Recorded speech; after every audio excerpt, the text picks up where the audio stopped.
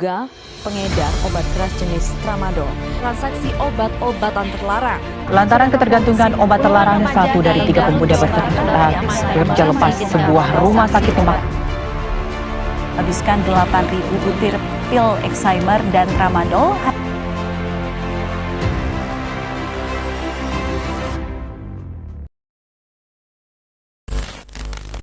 Remaja adalah masa-masa penting dalam kehidupan seseorang. Mereka berada di persimpangan antara masa kanak-kanak dan dewasa, mencoba menemukan jati diri dan merumuskan identitas mereka.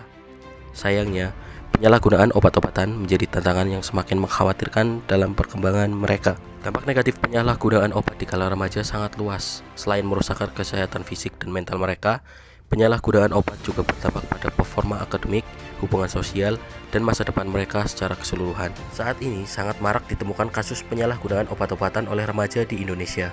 Salah satu yang sering disalahgunakan adalah tramadol atau biasa disebut juga TM. Hal tersebut dikarenakan tramadol relatif mudah untuk didapat, biasanya dijual secara sembunyi-sembunyi oleh toko obat atau oknum tertentu.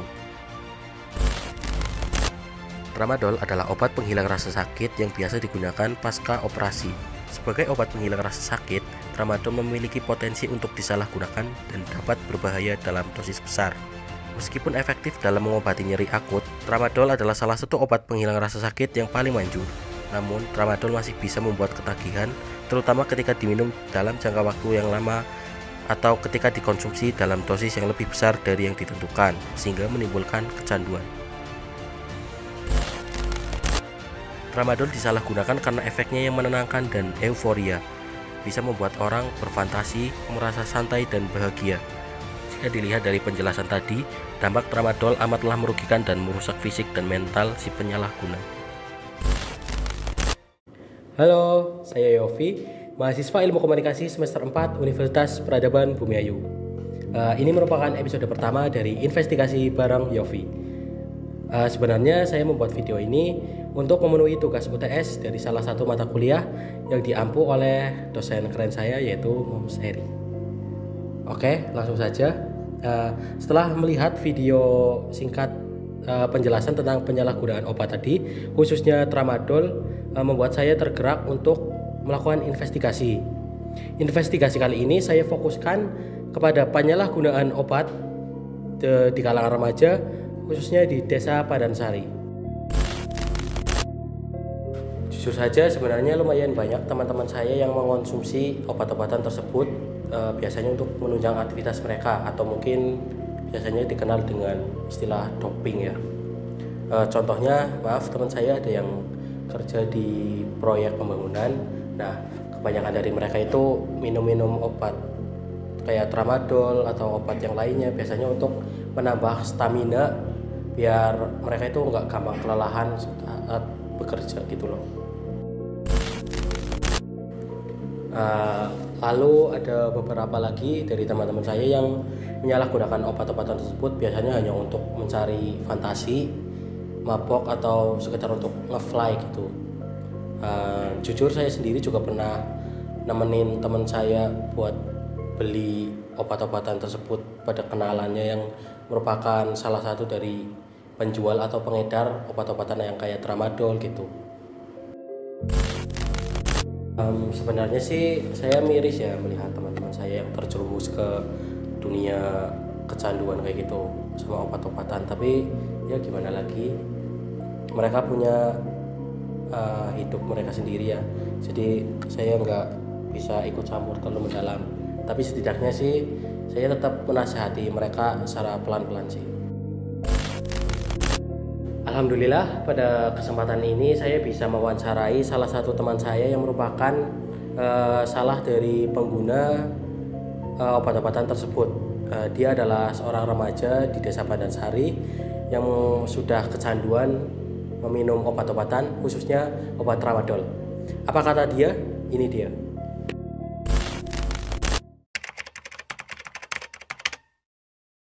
Awalnya karena penasaran, banyak banget orang-orang di sekitarku yang pakai. Tapi karena memang saya nyoba, saya penasaran dengan semua itu, ya yang namanya manusia pasti kan terkadang ikut-ikut sama lingkungan yang lain. ya akhirnya saya berani untuk nyoba. Dan karena memang efek sampingnya membuat kita itu bisa ngelewatin hari-hari dengan tenang, ya pastinya itu yang membuat akhirnya saya menjadi kecanduan.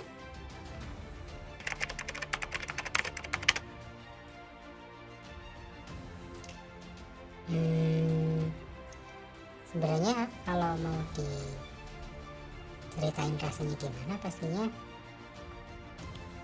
nggak enak ya. Kenapa itu bisa enak? Karena sambil melakukan sesuatu, ya pekerjaan dan lain-lain, itu yang membuat kita butuh doping pada istilahnya. Seperti itu.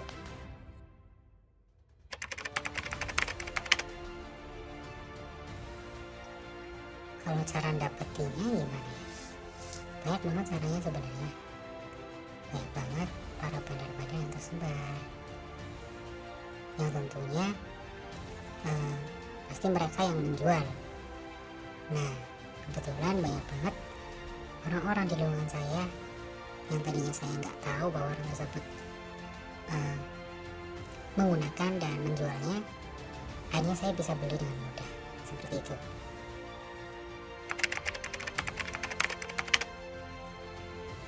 Untuk rasa penyesalan sih sebenarnya, iya, banyak banget hal-hal penyesalan yang terlintas di otak saya. Tapi karena memang saya masih membutuhkan, terkadang saya masih memakai walaupun itu jarang. Ya seperti rehabilitasi mandiri ya, seperti itu. Jadi saya juga mulai mengurangi, karena memang saya juga masih muda, saya masih memikirkan banyak masa depan ke depannya.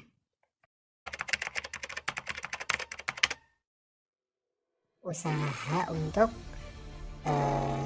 berhenti menggunakan obat sebenarnya seperti menyibukkan diri, terus bertemu dengan orang-orang yang positive vibes, yang tentunya memberikan banyak pelajaran buat hidup. Terus sering mempelajari bagaimana akibat mengonsumsi tersebut. Itu yang membuat saya berpacu untuk berhenti dari dunia ini.